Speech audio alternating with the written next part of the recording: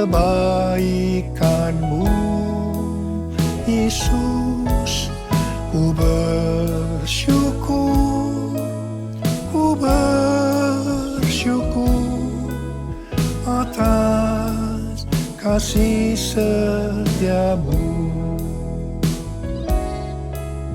atas kasih setia-Mu. Shalom semuanya. Pada tanggal 4 September 2024, gereja kita GBI Jalan Jenderal Gatot Subroto berumur 36 tahun. Haleluya! Dimulai dari kebaktian perdana kita pada tanggal 4 September 1988 di Gedung Karsa Pemuda Senayan, Jakarta, dengan jemaat sekitar 400 orang. Sekarang sudah berkembang menjadi sekitar 1.100 gereja dengan jemaat lebih dari 300.000 orang, baik di dalam maupun di luar negeri. DNA gereja kita adalah restorasi Pondok Daud. Kisah Para Rasul 15 ayat 15-18 berkata, hal itu sesuai dengan ucapan-ucapan para nabi seperti yang tertulis, kemudian aku akan kembali dan membangunkan kembali Pondok Daud yang telah roboh. Dan reruntuhannya akan kubangun kembali dan akan kuteguhkan, supaya semua orang lain mencari Tuhan dan segala bangsa yang tidak mengenal Allah yang kusebut milikku. Demikianlah firman Tuhan yang melakukan semuanya ini, yang telah diketahui dari sejak semula. Dengan kata lain, ini bisa dikatakan bahwa Tuhan Yesus akan datang kembali dan merestorasi Pondok Daud supaya terjadi penuaian jiwa besar-besaran. Ini tidak berarti bahwa setelah Tuhan Yesus datang kembali baru terjadi restorasi Pondok Daud. Tetapi restorasi Pondok Daud telah dimulai, dan pada saat Tuhan Yesus datang kembali, restorasi Pondok Daud selesai secara sempurna. Apa yang dimaksudkan dengan Pondok Daud? Pondok Daud adalah pondok atau kemah, bukan bangunan permanen yang dibuat oleh Daud. Di dalamnya ada tabut Allah. Di sekitar tabut Allah ada orang yang berdoa, memuji, dan menyembah Tuhan. Jumlah pemuji 288 orang. Dan tiap-tiap regu yang bertugas sebanyak 12 orang. Kalau 288 orang dibagi 12 menjadi 24. Sesuai dengan 1 Tawari 9 ayat 33. Diperkirakan selama 24 jam, siang dan malam, mereka bergantian tiap jam berdoa, memuji, dan menyembah Tuhan. Jadi, Pondok Daud ini berbicara tentang doa, pujian, dan penyembahan bersama-sama dalam unity siang dan malam. Setelah umur gereja kita memasuki usia 25 tahun, Tuhan menambahkan pengertian tentang restorasi Pondok Daud, yaitu prajurit-prajurit Tuhan yang gagah perkasa, yang mempunyai gaya hidup berdoa, memuji, dan menyembah Tuhan bersama-sama dalam unity siang dan malam, dan yang melakukan kehendak Tuhan pada zaman ini. Restorasi Pondok Daud akan mengakibatkan penuaian jiwa yang terbesar dan yang terakhir sebelum Tuhan Yesus datang kembali. Pada waktu murid-murid Tuhan Yesus menantikan pencurahan Roh Kudus Pentakosta pertama, mereka bertekun dengan sehati dalam doa bersama-sama. Ini bisa diartikan mereka berdoa, memuji, dan menyembah Tuhan dalam unity siang dan malam. Ini prinsip restorasi Pondok Daud. Ini prinsip menara doa. Setelah Roh Kudus Pentakosta pertama turun, maka mereka dipakai untuk menyelesaikan amanat agung. Sejak 36 tahun yang lalu, gereja kita DNA-nya adalah restorasi Pondok Daud. Kita tidak pernah mengira ini untuk mempersiapkan pencurahan Roh Kudus Pentakosta yang ketiga. Sekarang Pentakosta yang ketiga sudah turun. Kita merasakan bahwa pencurahan Roh Kudus Pentakosta ketiga lebih dahsyat. Tuhan mau agar kita makin bertekun dalam doa, pujian, dan penyembahan bersama-sama dalam unity siang dan malam. Penuaian jiwa yang terbesar dan yang terakhir sudah dimulai. Harvest now, Jesus for everyone. Harvest now, Jesus for everyone. Api Roh Kudus Pentakosta ketiga juga sedang membakar segala kotoran. Hal-hal yang tidak berkenan di hati Tuhan sedang dibersihkan. Hal ini sesuai dengan Maliahi 3 ayat 1 sampai dengan 4 yang berkata, "Lihat, aku menyuruh utusanku agar ia mempersiapkan jalan di hadapanku. Tiba-tiba Tuhan yang kamu cari akan datang ke bait-Nya. Utusan perjanjian yang kamu inginkan itu sesungguhnya ia datang, firman Tuhan semesta alam. Siapakah yang dapat tahan akan hari kedatangannya? Siapakah yang dapat tetap berdiri ketika ia menampakkan diri? Sebab ia seperti api pemurni logam dan seperti sabun penatu. Ia akan duduk seperti orang yang memurnikan dan menahirkan perak. Ia menahirkan orang Lewi, menyucikan mereka seperti emas dan perak, supaya mereka menjadi orang-orang yang mempersembahkan kurban kepada Tuhan dalam kebenaran. Maka persembahan Yehuda dan Yerusalem akan menyenangkan hati Tuhan, seperti pada hari-hari dahulu kala dan seperti tahun-tahun purbakala. Pembersihan itu akan membuat kita menjadi orang-orang yang mempersembahkan kurban kepada Tuhan dalam kebenaran. Persembahan kita akan menyenangkan hati Tuhan. Hidup kita harus kudus. Api Tuhan sedang turun untuk membuat hidup kita jadi kudus. Jadikan aku, Tuhan, rumah doamu, agar semua suku bangsa datang menyembahmu. Jadikan aku, Tuhan, rumah doamu, agar semua suku bangsa datang menyembahmu. Agar semua suku bangsa datang menyembahmu.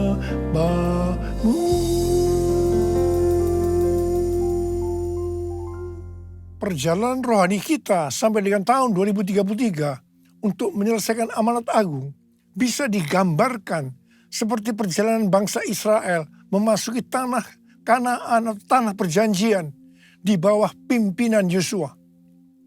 Yosua 3 ayat 4 berkata bahwa perjalanan ini akan melalui jalan yang belum pernah dilalui sebelumnya. Perjalanan ini akan dipimpin oleh tabut Allah. Supaya tahu tuntunan tabut Allah, maka harus ada jarak sekitar 2000 hasta, sekitar 914 meter. Perjalanan kita untuk menyelesaikan amanat agung dan memasuki tahun 2033 akan melalui jalan yang belum pernah kita lalui sebelumnya. Karena itu perjalanan ini akan dipimpin oleh Roh Kudus. Supaya kita tahu pimpinan Roh Kudus, maka kita harus banyak berdoa, memuji dan menyembah Tuhan dalam unity siang dan malam. Hidup kita harus kudus. Tanpa kekudusan kita tidak akan melihat Tuhan. Tanpa kekudusan kita tidak akan mengerti tuntunan Roh Kudus. Yang percaya katakan amin. Tuhan memberikan tuntunan kepada kita seperti yang ditulis dalam Yesaya 43 ayat 18 sampai dengan 21. Janganlah mengingat-ingat hal-hal yang dahulu. Janganlah memperhatikan hal-hal yang dari zaman purbakala. Lihat, aku hendak membuat sesuatu yang baru, yang sekarang sudah tumbuh. Belumkah kamu mengetahuinya? Ya, aku hendak membuat jalan di padang gurun, dan sungai-sungai di padang belantara. Binatang liar akan memuliakan aku, serigala dan burung unta, sebab aku membuat air memancar di padang gurun, dan sungai-sungai di padang belantara, untuk memberi minum umat pilihanku. Umat yang kubentuk bagiku akan memberitakan kemasyuranku. Di sini Tuhan memberikan kepada kita pengertian sebagai berikut. Cara-cara yang dipakai sekarang menuju tahun 2033 tidak sama dengan yang dipakai di zaman dulu. Sebenarnya Tuhan sudah menunjukkan kepada kita caranya. Hanya kita belum mengerti sepenuhnya. Membuat jalan di padang gurun dan sungai di padang belantara pada zaman itu merupakan sesuatu yang mustahil dapat dilakukan. Mungkin kita menganggap cara-cara yang dipakai sekarang ini tidak mungkin dilakukan. Tetapi bagi Tuhan tidak ada yang mustahil. Yang percaya katakan amin. Tuhan akan membuat air memancar di padang gurun dan di padang belantara. Jadi di tengah-tengah kegelapan yang menutupi bumi dan kekelaman menutupi bangsa-bangsa, justru Tuhan akan mencurahkan Roh Kudus-Nya yang akan memenuhi umat pilihannya. Ini akan membuat semua bersuka cita dan umat Tuhan akan memberitakan kemasyuran Tuhan. Umat pilihannya akan menyelesaikan amanat agung. Haleluya! Untuk menyelesaikan amanat agung sampai dengan tahun 2033, kita harus memfokuskan diri kepada 3 hal. Yaitu yang pertama, tahun 2033. Yang kedua, harvest now. Yang ketiga, Jesus for everyone. Jesus for everyone. Jesus for everyone. Jesus for everyone. Jesus for everyone. Jesus for everyone. Jesus for everyone. Jesus for everyone. Jesus for everyone. Haleluya. Tanggal 3 sampai dengan 5 Juli 2024 di SICC diadakan konferensi Everyone Asia, Reaching Every Person on Earth. 6 generasi semua hadir, yaitu generasi silent, baby boomer, X, Y atau milenial, Z, dan generasi alpha. Saya waktu itu bertanya-tanya kepada Tuhan, Tuhan, bagaimana cara untuk membuat mereka semua dapat mengerti pesan-pesan Tuhan? Karena umur mereka dari di bawah 15 tahun sampai dengan di atas 80 tahun. Saya bertanya-tanya kepada Tuhan berulang-ulang. Dan akhirnya Tuhan berkata kepada saya, itu bukan urusanmu, tetapi bagianmu melakukan yang aku suruh kepadamu. Saya jawab, ya Tuhan. Tetapi saya terus berpikir, bagaimana supaya menyatukan mereka? Terakhir, baru saya diberikan pengertian bahwa yang menyatukan mereka adalah doa, pujian, dan penyembahan bersama-sama dalam unity siang dan malam. Haleluya!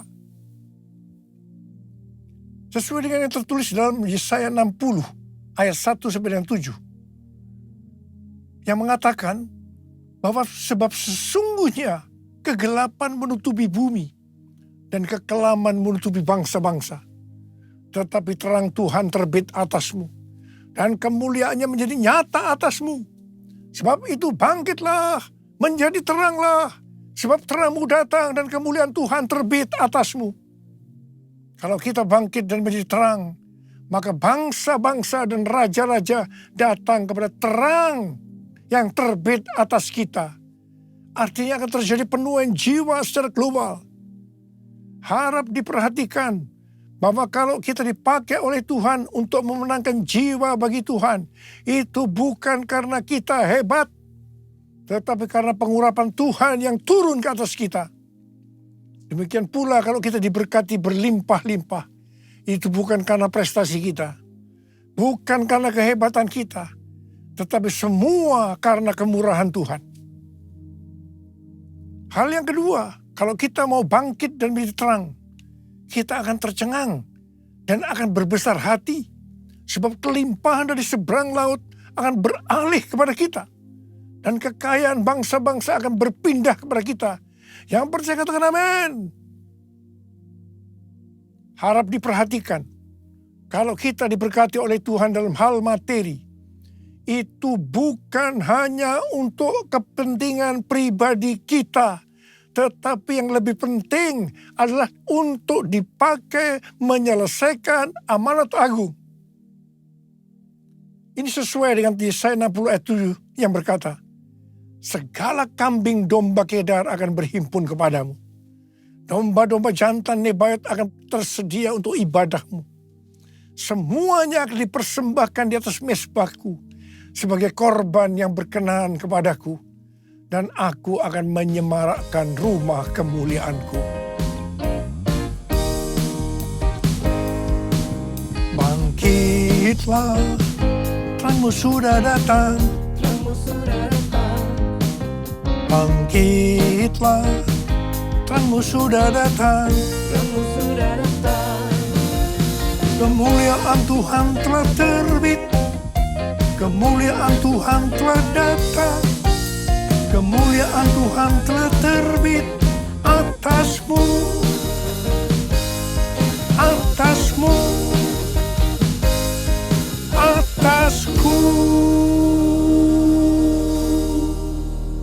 Bangkit dan jadi teranglah, artinya kita harus berbuah. Tuhan Yesus berkata dalam Yohanes 15 ayat 1-2, akulah pokok anggur yang benar, dan Bapakulah tukang kebunnya.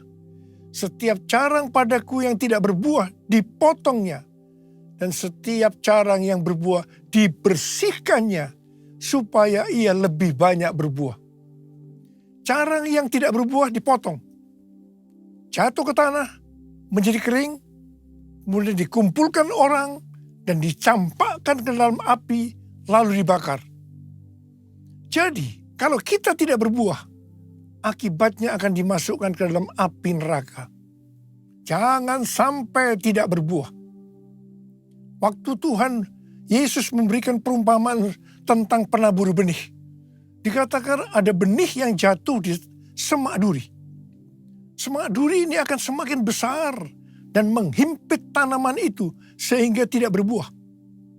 Ini menggambarkan orang yang mendengarkan firman, lalu kekhawatiran dunia, tipu daya, kekayaan, dan kenikmatan hidup menghimpit firman sehingga tidak berbuah. Tuhan Yesus dengan tegas memberitahu kepada kita bahwa faktor utama yang menyebabkan orang percaya tidak berbuah adalah kekhawatiran dunia, tipu daya, kekayaan, dan kenikmatan hidup. Ini adalah tipu daya si iblis. Hal ini banyak dialami oleh orang Kristen. 1 Timotius 6 ayat 6-10 berkata, memang kesalehan itu kalau disertai rasa cukup memberi keuntungan besar. Sebab kita tidak membawa apapun ke dalam dunia dan kita pun tidak dapat membawa apa-apa keluar. Asal ada makanan dan pakaian cukuplah. Namun, mereka yang ingin kaya terjatuh ke dalam pencobaan, ke dalam jerat, dan ke dalam berbagai nafsu yang hampa dan mencelakakan, yang menenggelamkan manusia ke dalam keruntuhan dan kebinasaan. Sebab akar segala kejahatan ialah cinta uang, dan karena memburu uanglah beberapa orang telah menyimpang dari iman dan menyiksa dirinya dengan berbagai duka. Karena itu Tuhan Yesus berkata, bangkitlah, jadi teranglah. Artinya kita harus berbuah. Tuhan Yesus berkata, kalau kita tinggal di dalam Dia dan firman-Nya tinggal di dalam kita, maka kita akan berbuah. Bagi orang yang seperti itu, Tuhan Yesus berkata, seperti terdapat dalam Yohanes 15 ayat 7 dan 8. Mintalah apa yang kamu kehendaki, maka akan diberikan kepadamu. Dalam hal inilah Bapa-Ku dimuliakan, bahwa kamu berbuah banyak dan menunjukkan kamu adalah murid-murid-Ku. Galatia 5 ayat 22 dan 23 berkata, namun buah roh ialah kasih, sukacita, damai sejahtera, kesabaran, kemurahan, kebaikan, kesetiaan, kelemah lembutan, dan penguasaan diri. Tidak ada hukum yang menentang hal-hal itu. Kembali kepada pesan Tuhan Yesus tentang cara yang berbuah akan terus dibersihkan supaya lebih banyak berbuah. Ini berarti kita yang berbuah akan terus dibersihkan, mengalami proses pemurnian terus-menerus, sehingga akan bertambah kudus dan menjadi serupa dengan gambar Yesus. Sehingga pada saat Dia datang menjemput kita di awan-awan, kita akan mendengar nama kita dipanggil, dan selanjutnya kita akan bersama-sama dengan Tuhan Yesus selama-lamanya. Mari angkat tangan kita, katakan bersama saya, dengar Dia panggil nama saya, dengar Dia panggil namamu, dengar Dia panggil nama saya, juga Dia panggil namamu. Saudara, kalau kita dengar nama kita dipanggil, kita akan menjawab apa? Ku jawab ya, ya, ya. Ku jawab ya, ya, ya. Ku jawab ya Tuhan, ku jawab ya Tuhan. Ku jawab ya, ya, ya. Ku jawab ya Tuhan, ku jawab ya Tuhan. Ku jawab ya, ya, ya.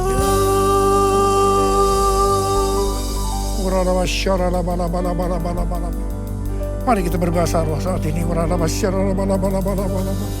Oh ya berdoa Tuhan, berdoa buat anak-anak-Mu, curahkan pengurapan-Mu saat ini. Berikan kami kuasa, untuk menyelesaikan amanat agung. Berikan kami kuasa untuk menyelesaikan amanat agung. Terima pengurapan Tuhan. Terima. Jesus for everyone. Jesus for everyone. Jesus for everyone. Jesus for everyone. Jesus for everyone. Jesus for everyone. Jesus for everyone. Jesus for everyone. Jesus for everyone. Jesus for everyone. Jesus for everyone. Haleluya.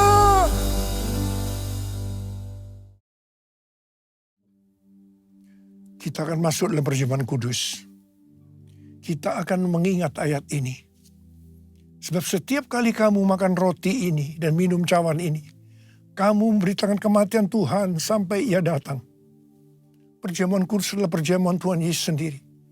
Setiap kali kita masuk dalam perjamuan kudus, Tuhan Yesus selalu berkata, biarlah ini menjadi peringatan akan aku. Karena itu mari arahkan hati kita kepada kebaikan Tuhan. Supaya kita lebih mengasihi Tuhan Yesus. Supaya kita lebih mengasihi satu dengan yang lain. Mari tundukkan kepala. Bapa, siapakah kami sebelum kami mengenal Engkau? Kami semua orang berdosa. Upah dosa adalah maut, mati. Tapi Engkau yang tidak berdosa telah dijadikan dosa oleh karena kami. Engkau harus turun dari sorga mulia, mati, ganti kami dengan penderitaan yang luar biasa. Sungguh Tuhan, kalau kami ingat betapa baiknya Engkau ya Aba. Engkau jadikan kami sebagai anak-anak-Mu. Engkau berkati, Engkau tuntun, Engkau bela, Engkau lindungi kami, Engkau sembuhkan kami. Engkau tegur juga kalau kami salah ya Tuhan. Itulah Engkau ya Aba. Engkau ya Aba.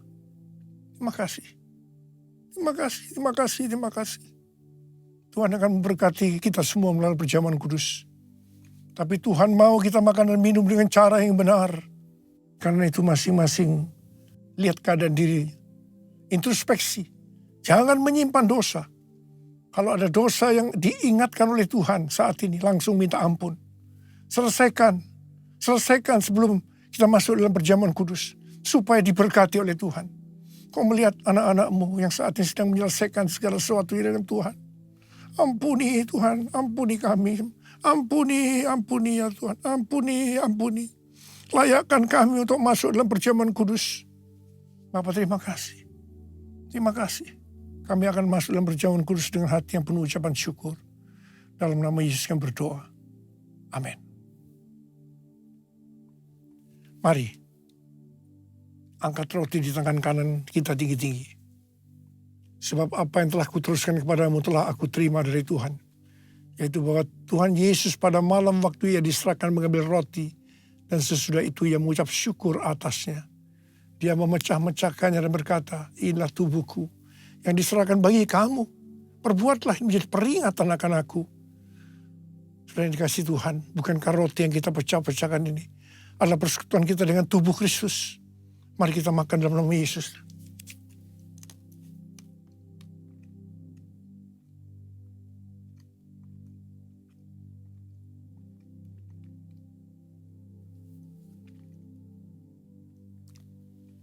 Angkat cawan di tangan kanan kita tinggi-tinggi. Mungkin juga ia mengambil cawan sesudah makan lalu berkata, cawan ini adalah perjanjian baru yang dimeteraikan oleh darahku. Perbuatlah ini. Setiap kali kamu meminumnya menjadi peringatan akan aku. Sudah dikasih Tuhan. Bukankah cawan pengucapan syukur yang atasnya kita ucapkan syukur adalah persekutuan kita dengan darah Yesus. Mari kita minum dalam nama Yesus.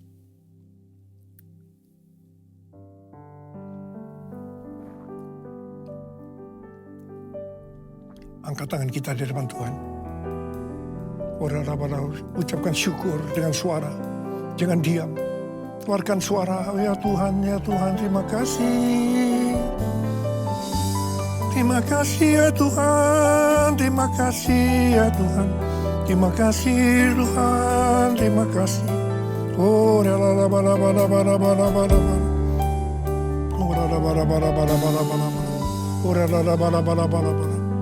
oh, raba-raba kau melihat Tuhan anak-anakmu. Angkat tangan saudara. Ya Tuhan, mereka membutuhkan jamahan Tuhan saat ini. Jamah anak-anakmu. Jamah anak-anakmu satu persatu ya. Jamah. Saat ini kau sedang menyembuhkan yang sakit. Sedang membebaskan yang terikat. Kau menghibur yang susah. Kau menguatkan yang lemah. Kau memberikan pengharapan yang baru. Bagi yang mereka datang dengan keadaan putus pengharapan. Terima kesembuhan, terima.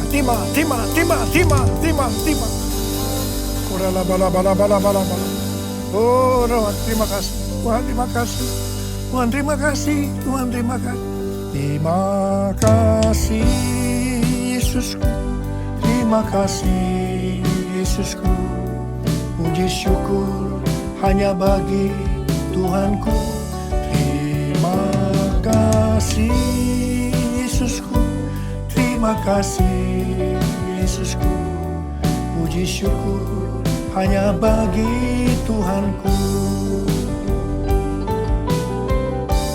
Terima kasih Yesusku, terima kasih Yesusku, puji syukur hanya bagi Tuhanku. Terima kasih Yesusku, terima kasih Yesusku, puji syukur hanya bagi Tuhanku. Puji syukur hanya bagi Tuhanku. Puji syukur hanya bagi Tuhanku.